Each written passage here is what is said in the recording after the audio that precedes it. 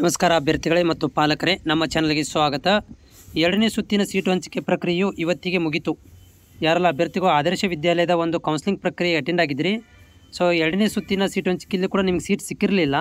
ಆದರೆ ನೀವೇನಾದರೂ ಮೂರನೇ ಸುತ್ತಿನ ಕೌನ್ಸಿಲಿಂಗ್ಗೆ ಕಾಯ್ತಾ ಇದ್ದರೆ, ಸೊ ಇದು ಇವತ್ತಿಗೆ ನೀವು ಕಾಯುವಂಥ ಒಂದು ಪ್ರಸಂಗ ಮುಗಿಯುತ್ತೆ. ಯಾಕಂತಂದರೆ ಇವತ್ತಿಗೆ ಏನಂತಂದರೆ 26ನೇ ತಾರೀಕು ಜೂನು, ಇವತ್ತಿಗೆ ಏನಂತಂದರೆ ಎರಡನೇ ಸುತ್ತಿನ ಕೌನ್ಸಿಲಿಂಗ್ ಅಡ್ಮಿಷನ್ ಪ್ರಕ್ರಿಯೆ ಮುಗಿತು.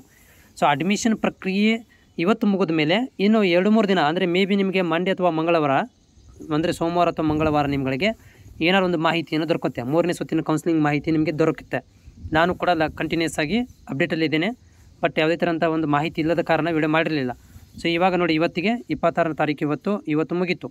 ಓಕೆ, ಸೊ ಇನ್ನು ನೀವು 2 ದಿನ ಬಿಟ್ಟ ಮೇಲೆ ಏನಾಗುತ್ತೆ ಅಂದರೆ ಅವರು ಡಾಟಾ ಬೇಸ್ಗಳನ್ನು ಕಲೆಕ್ಟ್ ಮಾಡ್ಕೊತಾರೆ. ಅಂದರೆ ಯಾವ ಕಾಸ್ಟಲ್ಲಿ ಎಷ್ಟು ಸೀಟು ಉಳಿಕೆಯಾಗಿವೆ ಮತ್ತು ಯಾವ ಸ್ಕೂಲ್ಗಳಲ್ಲಿ ಇನ್ನೂ ಸೀಟು ಉಳ್ಕೊಂಡಿದ್ದಾವೆ ಅನ್ನೋದನ್ನು ಚೆಕ್ ಮಾಡಿಕೊಂಡು ಅದನ್ನು ಡಾಟಾ ಬೇಸ್ ಮೇಲೆ ತೊಗೊಂಬಂದು ಮತ್ತೇನು ಮಾಡ್ತಾರೆ ಅಂದರೆ ಮೂರನೇ ಸುತ್ತಿನ ಅಥವಾ ಕೊನೆ ಸುತ್ತಿನ ಕೌನ್ಸಿಲಿಂಗ್ ಕೂಡ ಮಾಡ್ಬೋದು, ಹೇಳೋಕ್ಕಾಗೋದಿಲ್ಲ.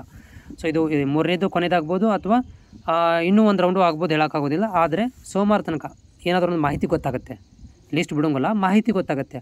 ಸೋಮವಾರ ದಿನ ಅಥವಾ ಮಂಗಳವಾರ ದಿನ ನಿಮ್ಗೆ ಏನಾದರೂ ಒಂದು ಕ್ಲೂ ಸಿಗುತ್ತೆ, ಅಂದರೆ ಈ ಮೂರನೇ ಸುತ್ತಿನ ಕೌನ್ಸಿಲಿಂಗ್ ಯಾವಾಗ ಬಿಡ್ಬೋದು ಅಂಥೇಳಿ ನೀವು ಅಲ್ಲಿ ತನಕ ಕಾಯಬೇಕಾಗುತ್ತೆ.